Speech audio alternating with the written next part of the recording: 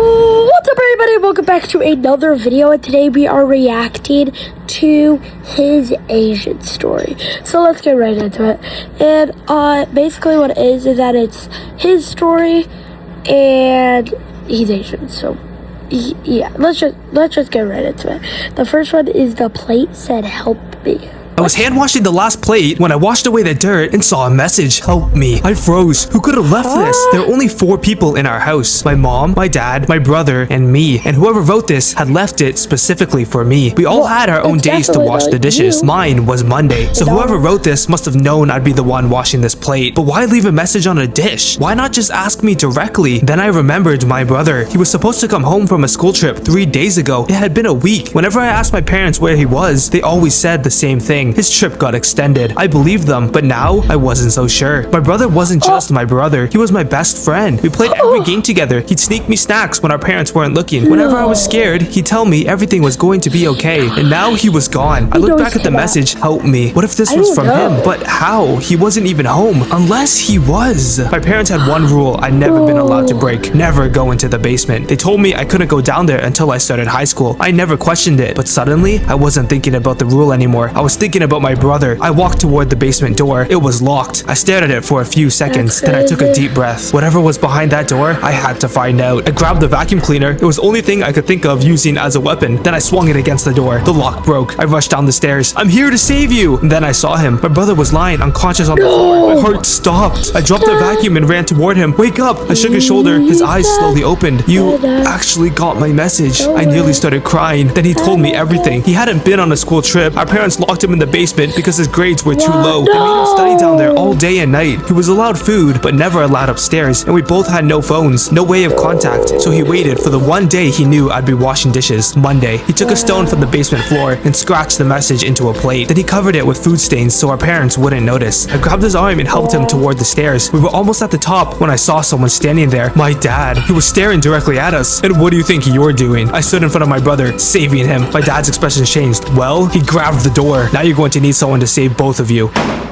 I was hand washing the last plate when the lock isn't on the door anymore. he squeezed my pimple until it popped.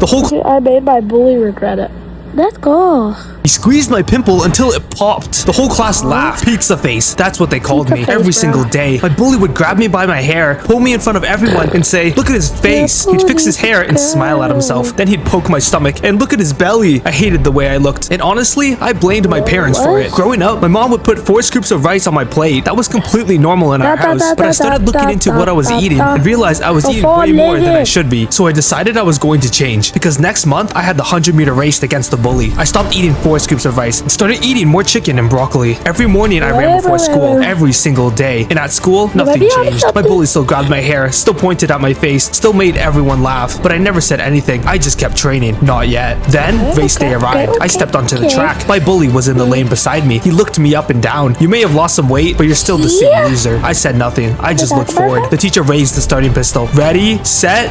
I exploded off the line. Then, my foot caught my own shoelace. I hit the ground. I looked down. My laces were untied. I hadn't left them like that. I looked at my bully. He was already running and smiling. He'd done it. I got back up, but he was already far ahead. The crowd was cheering for him. I didn't look at him anymore. I just looked forward and ran. I started catching up. Then I passed him. His smile disappeared. I kept going faster, faster, until I crossed the finish line. First, the entire crowd erupted. Then I heard everyone laughing. I turned around. My bully was standing there, staring at me, and his wig was lying on the track. The wind from me running past had blown it straight off his head. I looked at him, then smiled. For the first time, everyone was laughing at him, and I had just run the fastest 100 meters in my school's history.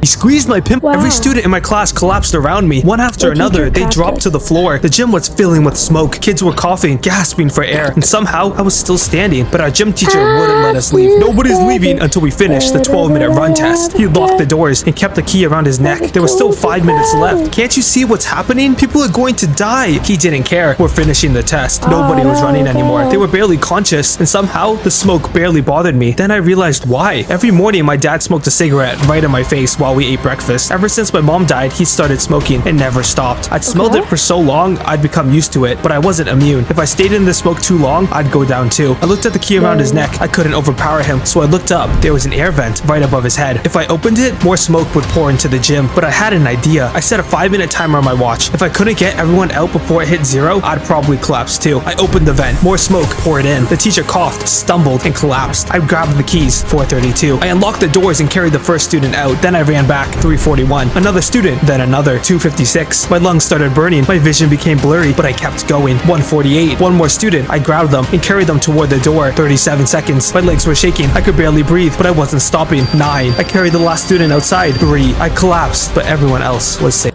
Every student in my class, I grabbed my throat. I couldn't breathe. I'd just taken one sip of wine. Wine served by my best servant, Eugene. He'd served me for decades, so why would he poison me now? My knees gave out. I grabbed the table, but my fingers slipped. As I fell, I looked at Eugene. He wasn't smiling. He was staring at me with tears in his eyes. For decades, Eugene had been the man I trusted most. He prepared my meals, arranged my meetings, stayed awake when I worked late, and whenever my family needed anything, he was there. He knew exactly how I liked my food, exactly when I wanted my tea, even which flowers my wife liked in her room. He never made a mistake. So why would he suddenly poison me? I could barely keep my eyes open. Then I saw something on his hand. 2 strange words. Sea light. I had no idea what they meant. Then I passed out. When I woke up, I was lying inside a jail cell. 2 masked men stood outside the bars. Don't you know who I am? I'm the Emperor. Neither man moved. I grabbed my head. Eugene, how could he have done this? I shook my head and looked toward the ceiling. That's when I saw the light written across it. Ceiling light. But the paint had faded over the years. Most of the words ceiling had disappeared. All I could see clearly was sea light. I froze. Sea light. The words I'd seen on Eugene's hand. Suddenly, I remembered him looking at me before I passed out. Those tears in his eyes. He wasn't trying to kill me. He was trying to tell me something. I looked toward the guards. They were facing away from me. I reached up and pushed the light aside. Something was hidden behind it. A key and a small knife. Eugene had left them there. I waited until one of the guards came closer. I reached through the bars and struck the back of his head with a knife. He dropped. The second guard turned around. I struck him before he could react. He fell beside the first. I grabbed the key, unlocked my cell, and ran down the hallway. Then I saw Eugene. He was on his knees, crying. They had my family. They said they'd kill them if I didn't poison you. I stared at him. You poisoned your emperor. He shook his head. Only sleeping poison. They needed everyone to think you were dead. I helped him to his feet. He had risked everything to save his family and secretly to save me. I looked at him, then smiled. This is why you're my best man. A loogie right above my face while pitting me to the ground. I begged him to stop. He just laughed. This happened almost every day. My older brother loved seeing me suffer. He'd make fun of my grades, push me around, and whenever I'd start smiling, he'd find a way to ruin it because he couldn't stand seeing. That's enough Asian story.